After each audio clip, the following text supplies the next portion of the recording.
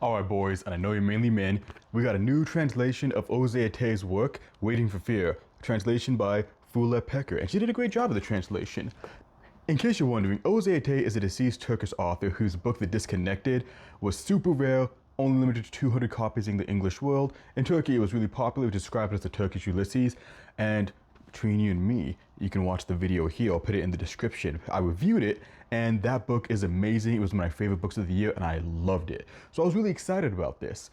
Now I will say, this is a little bit of a hodgepodge. There's some great standout disconnected-esque moments in here.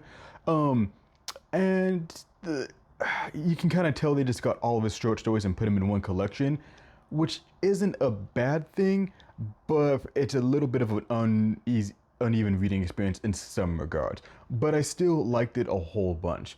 Also, funny thing, they use this weird symbol right here as and throughout the whole novel. That confused me and took me a while to recognize it meant and, but in case you get confused by it, just know that's what that means. So the first story, Man with a White Coat, is a pretty rough start. The text feels very janky and nothing really happens. It's just about like a homeless dude who gets a white coat and the antics he goes through.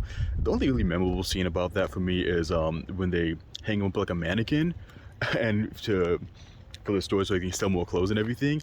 But I was wondering about the translation when I was reading this, and it's really strange. The translation is fine, it's just this story was just written really weird. It felt like a first story by him. Now, The Forgotten is actually one of my favorites, and you can really see the disconnected shine through on this. It's about a woman who finds a dead body that is her ex-lover in her attic while she's searching through photographs and whatnot. And the beautiful thing about this is that it's all in that super modernist prose style, like that one extended chapter you get in The Disconnected. And it's just beautiful because she thinks about all the regrets, like, God, I knew we broke up at that time. I wish I would have known that you felt this way about your killers, because I would have gone back to you. I didn't move on for you, even though I have a new lover. I still love you. I thought I heard a gunshot, but I thought it was a plate drop, but I really didn't think it was a plate drop. I think I kind of knew you were up here all the time. And yeah, this is such an A+ story. The prose is beautiful, the emotions are there, and it's all from like a single perspective, and it's just so sad. So The Forgotten, if you want to pick out anyone, I would say this. And then next up is the titular story, Waiting for Fear. What a great story. It's the longest one in the book, and it's amazing. It's very Umberto Eco-ish with Foucault's Pendulum, there in that it's about a guy who gets an anonymous letter from his cult in Latin, saying that, you know, we're pretty much gonna come after you next, so get ready. And he gets so scared, he just stays in his house. And almost like a Machiavellian fashion, then the novel just kind of focuses on all the peculiarities of his house, on all like the construction that's going on outside of his home, all these little strange things that he just really focuses on the mundane. He gets an online degree, he complains about the contractors next door, and eventually he finds out the cult got arrested. But in his anger, he writes another letter out and he continues the cycle. This is an A+ story. We really start to see how this man wrote The Disconnected, and you really start to see how he just excels at the beauty of the mundane. And unlike in his first story, The Man with the White Coat, well, it was really boring when he focused on the mundane, this one is really great, and I highly recommend this story. So the next one, The Letter, it's a pretty nice one. It's about a guy who's writing to like a prince or some high official son, and this guy's out to lunch, man. Like, he's just writing all this crazy thing. He's just putting whatever he feels like on the page. And it's like, yeah, if you want to have more correspondence, if you want me to work for you, it's like, dude, nobody's going to want to work for you. You're talking about how you're dating this older lady that you say you love her, but then other people are judging you, so you're like, oh, I'm not about her. How you kick your dog and everything. And on its own, it's a pretty decent story. But here's the problem, as you're going to see next. So the next story, either yes or no, is another letter. This time a bit more intricate in that it's given to an editor for read. However,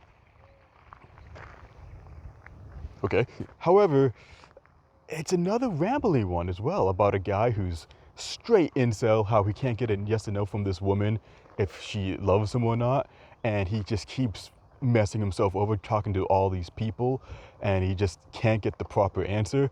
And it's like, dude, come on, take the hint. She's not into you. And you know, it's he does this cool thing. He does in other stories where he leaves all the spelling mistakes and like little mistakes of words and stuff like that, like I do in my videos. Um, but it was just two letters in a row, and I was like, And next one is the Trojan Horse. I have such mixed feelings about this one because this is like the next big story next to In Waiting for Fear, and it's just half baked. It feels like. At first, it seems like it's gonna do something really interesting because if you read the museum scene at the beginning of Finnegan's Wake, he's doing that same style. So I'm like, oh wait, this is written just like the museum scene without the pun. So am I missing a lot by reading the English? Is it more there's more there in the original Turkish? And then it has some parts where it's kind of Ulysses-like in it. And it does a thing of focusing on the mundane because they're building a Trojan horse as a memorial to that's a town beautification. And but then like the second half just gets like a traditional novel and becomes very boring with a very predictable ending. If you know anything about the Trojan horse, which everybody does, you already know what's going to happen.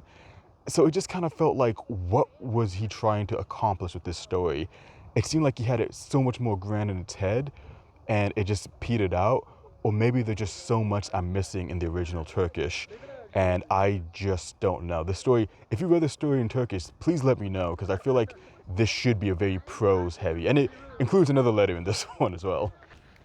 Now, for the final two stories, is Letter to My Father, which is again another letter. There's too many in this collection, but it's a nice novel. I had to check it.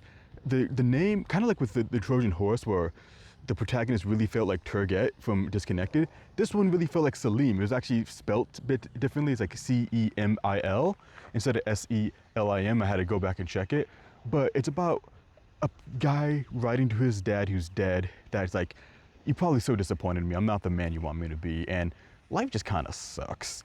And it's a really heartfelt novel, but it felt like it could have been a bit more because I felt like if it was just a straight, like, hey dad, here's all the things I'm just sad about. But it goes, in my opinion, a bit more into the traditional realm where he talks about the background. He has to elaborate stuff that you wouldn't do in a letter to your father because your father would already know the background of you guys' relationship and history. And I feel like if he would have sans those elements out and just focused on how he feels his disappointment, this could have been a very beautiful one. I think it's the best one out of all the letters personally, but again, it's the third letter, and in between it is a story with another letter in it, so it was a bit much. Also, it kind of cool because if you read The Disconnected, where Selim commits suicide, this work actually has a really great background to The Disconnected. Like, you can just plop this story as the background for Selim and it'd make perfect sense, to be completely honest. Now, the final story, The Storytellers and the Railroad, maybe I'm dumb, but this felt like a very 1001 Arabian Nights story, but everybody's just kind of like a caricature in a sense, like they have the sickly Jew in there and whatnot, which is not racist. He loves the the character's treated well. But it's about like, the almost like, the authors who are treated almost like they're in small business, like at the same level like a potato farm or something, and they just can't sell their wares. People will buy them sometimes, like, okay, I'll read it if I'm interested, or I'll roll my cigarette into it. And in some ways, it's kind of pretty realistic of what an author means to be, in that you're trying to peddle your stories to all these people, but you're not making money out of it, and there's not a lot of people who are actually that interested in it. And this is a pretty different style from like the modernist stuff you see at the beginning of the story, or even like more traditional stuff. It's really just a basic story, but in a really good way. It's like, it's more allegory than it is story. So in summation, I really liked the book. I felt there was too many letters in this book. That's probably my biggest gripe. But like, no story except for the first one maybe feels really bad. You can see how he's just a very gifted author, and it's too bad he passed away, because I felt like a lot of this was his earlier works trying to discover himself. And when he really discovers himself, he's just so in the pocket. And I really want to read more. I know he has Dangerous Game. I don't think that's translated yet, but Jose Atay is such a great author. I wish we had more of him. It's a tragedy that he passed so quickly, and I really hope the work Disconnected gets out there more and stuff like that. But if you can get this book, absolutely get it. If not even for the stories of Waiting for Fear and the second story from the one in the closet, those two short stories are just masterworks.